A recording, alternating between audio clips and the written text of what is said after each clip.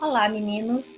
Nossa aula hoje será sobre redação e nós vamos falar especificamente sobre os textos argumentativos, tá? E vamos tentar entender as várias maneiras de fazer um argumento. Vamos lá?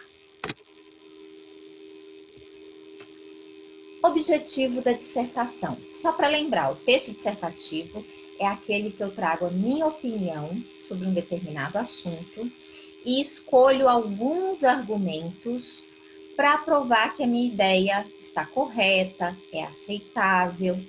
Então, sempre que eu pensar num texto argumentativo, eu preciso pensar na ideia de persuadir e de convencer. São palavrinhas sinônimas, né? O outro precisa aceitar o que eu estou dizendo, precisa entender o que eu estou dizendo, ok?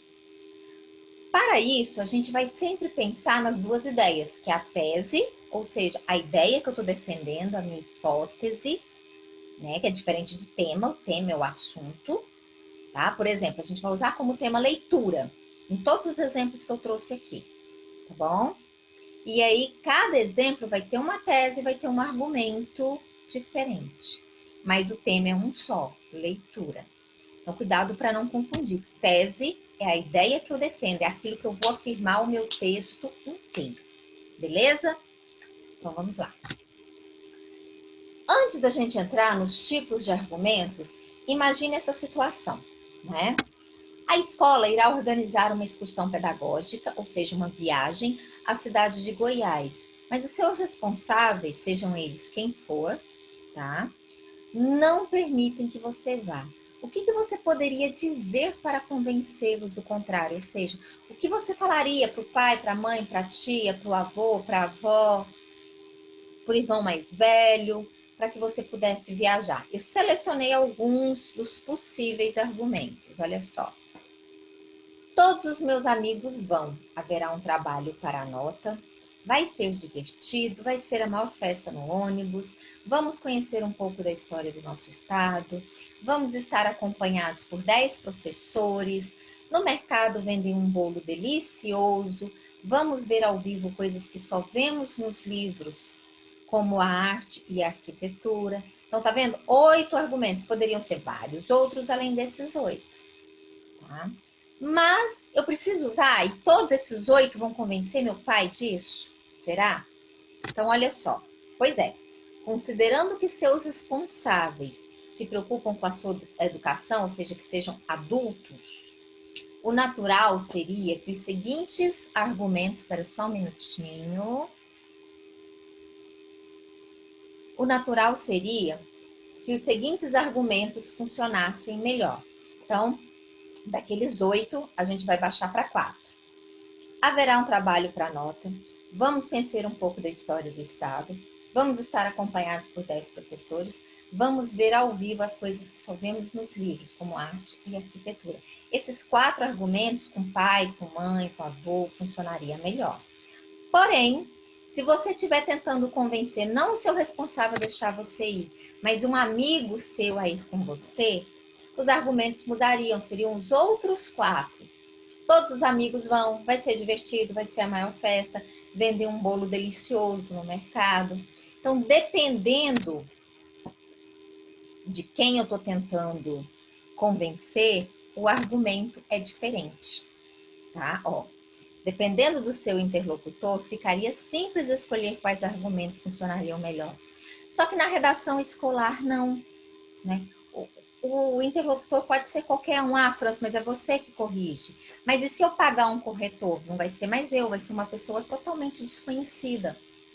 Pode ser alguém da minha idade, pode ser mais velho, pode ser mais jovem, pode ser alguém com a mesma formação minha, pode ser alguém que ainda está fazendo a faculdade, tá? Então, a gente nunca sabe, numa redação escolar, quem vai realmente corrigir o nosso texto. Nesse caso, os argumentos eles precisam ser mais universalizados, porque eu não sei o gosto da pessoa para falar, por exemplo, que o bolo vai ser delicioso. E se a pessoa não gostar de bolo? Né? Não posso falar que no ônibus vai fazer a maior algazarra. Se for meu pai, ele não vai deixar de jeito nenhum com esse argumento. Então, quando eu não sei exatamente quem é o leitor do meu texto, eu preciso usar argumentos e linguagem mais neutras. E é isso que a gente vai ver agora, tá? Nós vamos ficar apenas em 4 tipos de argumentos. Existem outros além desses que eu trouxe para vocês. Mas, por enquanto, somente esses 4, que são os mais comuns. Vamos lá?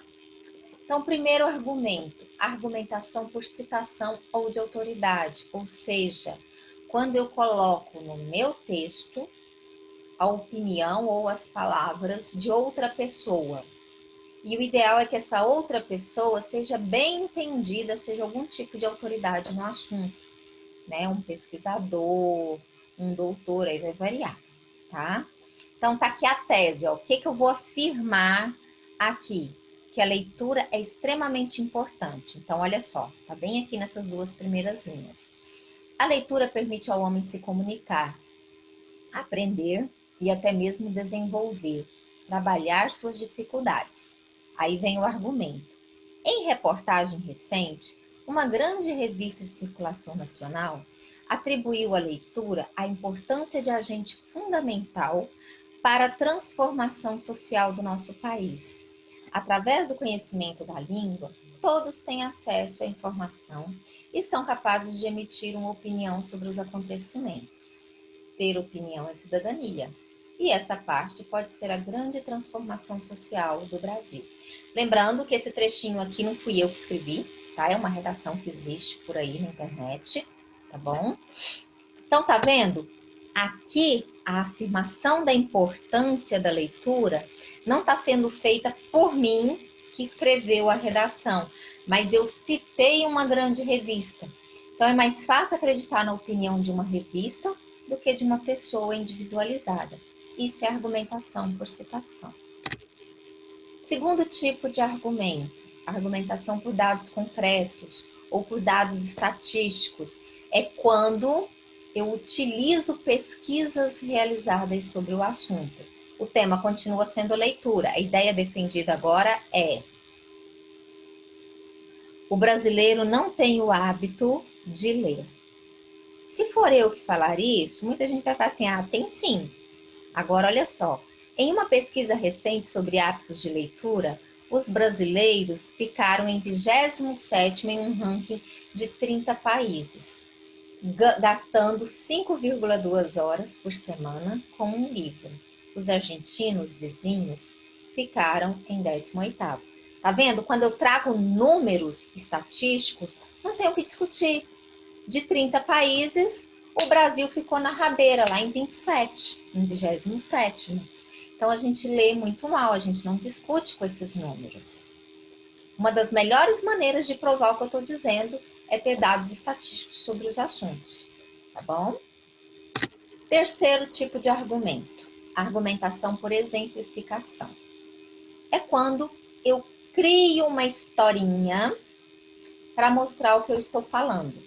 Nesse caso, gente, criar demais tem que se tomar cuidado. O ideal é que o exemplo seja de conhecimento geral, ou seja, saiu no jornal da televisão, saiu na revista, saiu no jornal impresso, de preferência nacional, tá? Ou vocês que vão fazer aqui em Goiânia, municipal ou estadual, mas que seja um exemplo conhecido. Mas eu não lembro de nenhuma reportagem sobre o assunto. Ok, então vamos inventar um exemplo que seja concreto, plausível. Quem lê acredita que aquela história possa realmente acontecer. O que não pode de jeito nenhum, meninos, é colocar o exemplo do que aconteceu com a vizinha da amiga da minha tia. O que aconteceu lá em casa no domingo passado.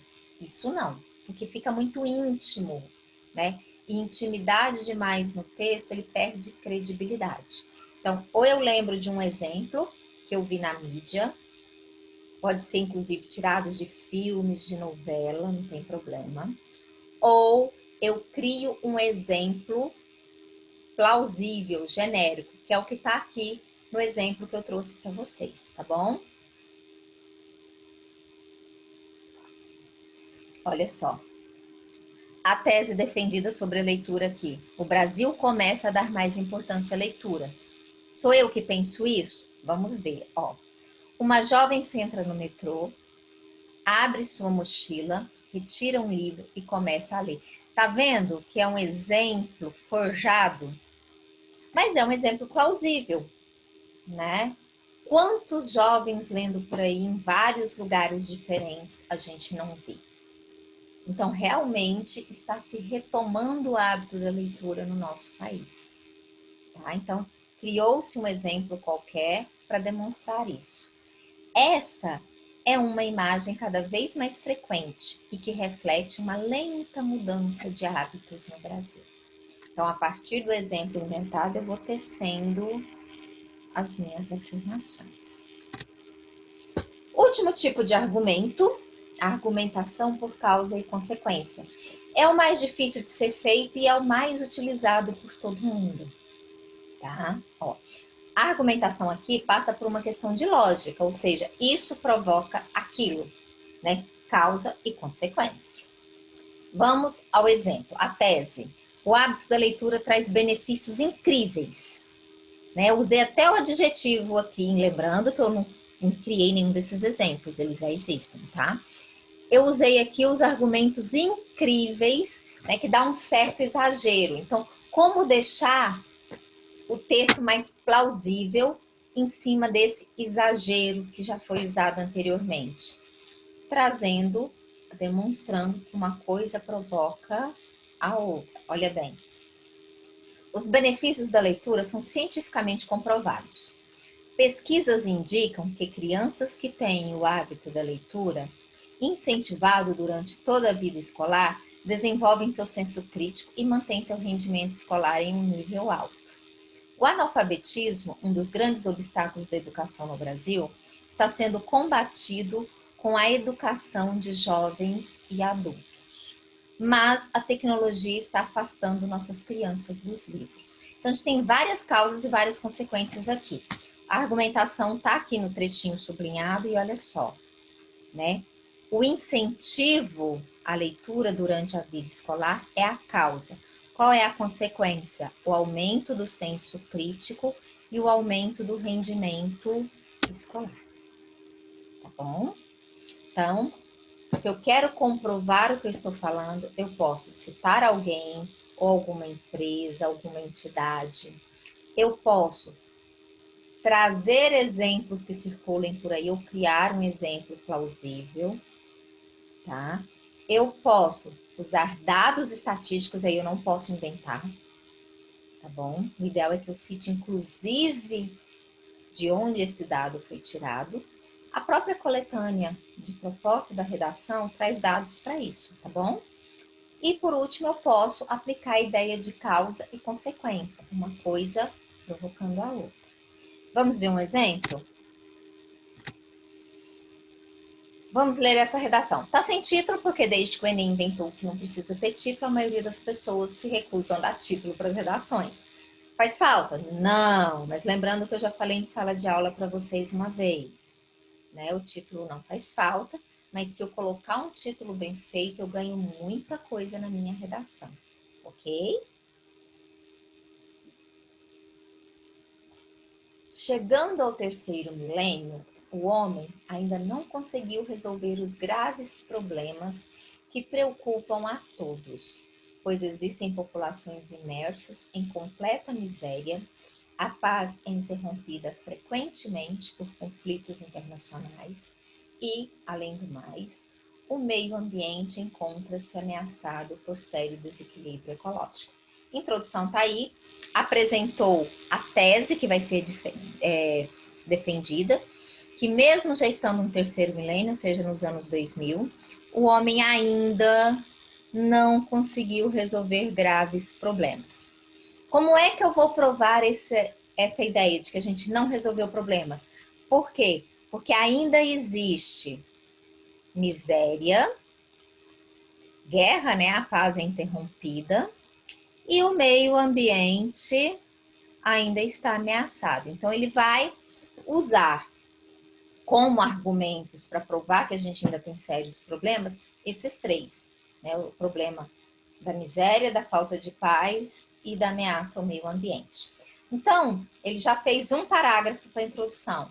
Ele agora precisa fazer 3 parágrafos, um para cada um desses assuntos que ele quer abordar, e mais um parágrafo para a conclusão. Isso quer dizer que o texto dele terá 5 parágrafos, beleza? Vamos lá. Segundo parágrafo, que ele citou primeiro a miséria, então o ideal é que o segundo parágrafo fale sobre a miséria, o terceiro sobre a paz e o quarto sobre o meio ambiente. Vamos lá? Embora o planeta disponha de riquezas incalculáveis, estas, mal distribuídas, quer entre estados, quer entre indivíduos, encontramos legiões de famintos em pontos específicos da Terra.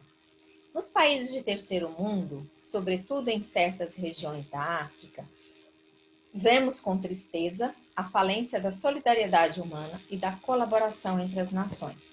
Então, tá vendo? Aqui ele vai falar da fome. Para isso, ele cita o exemplo da fome nos países de terceiro mundo e na África. Tá vendo? Um tipo de argumentação, através de exemplos. Além disso, nosso terceiro parágrafo, né, que vai falar sobre a guerra. Além disso, nestas últimas décadas, temos assistido com certa preocupação aos conflitos internacionais que se sucedem.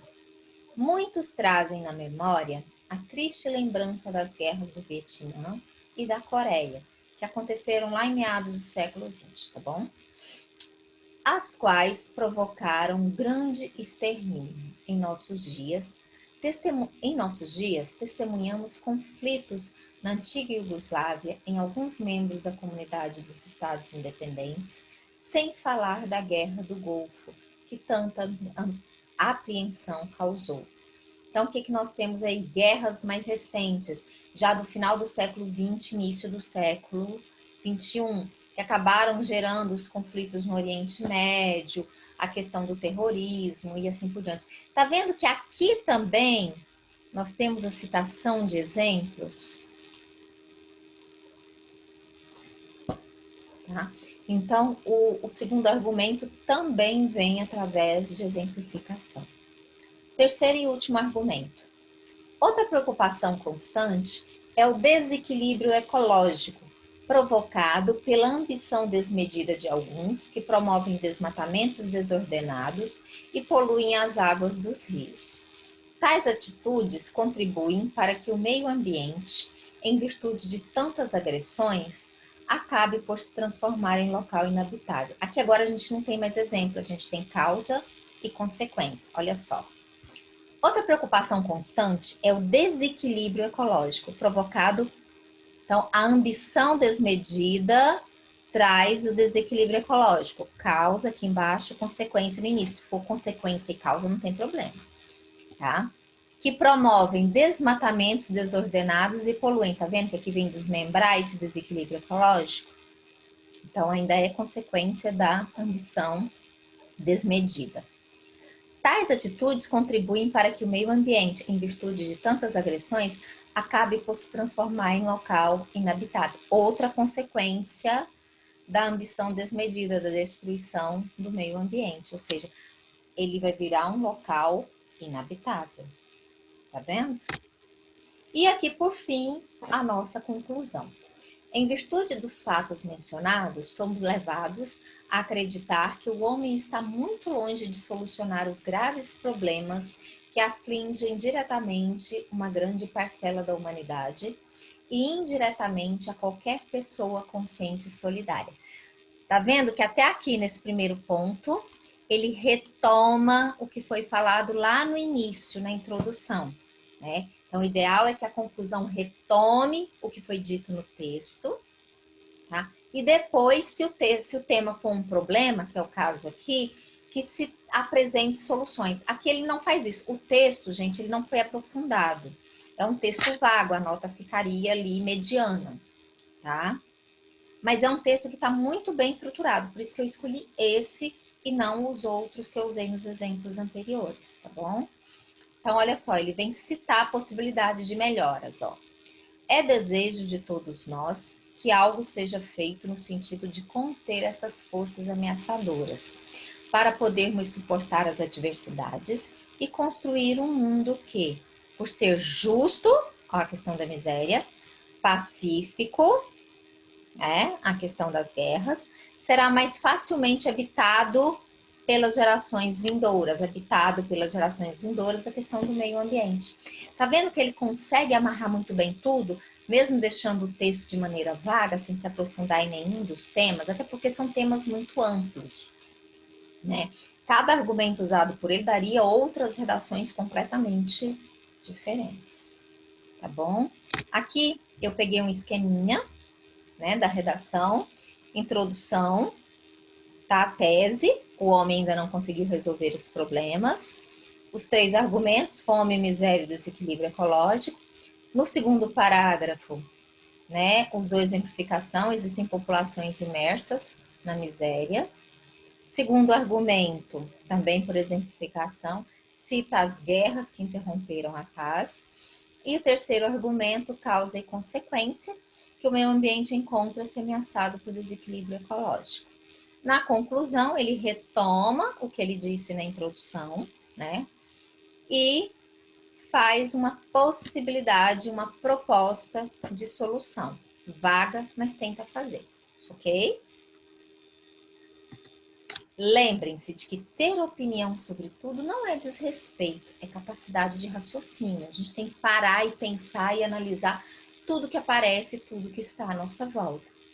Concordemos ou não com aquilo, a gente precisa ter a nossa opinião e dizê-la, tá? Só que o desrespeito é não aceitar e não respeitar a opinião alheia.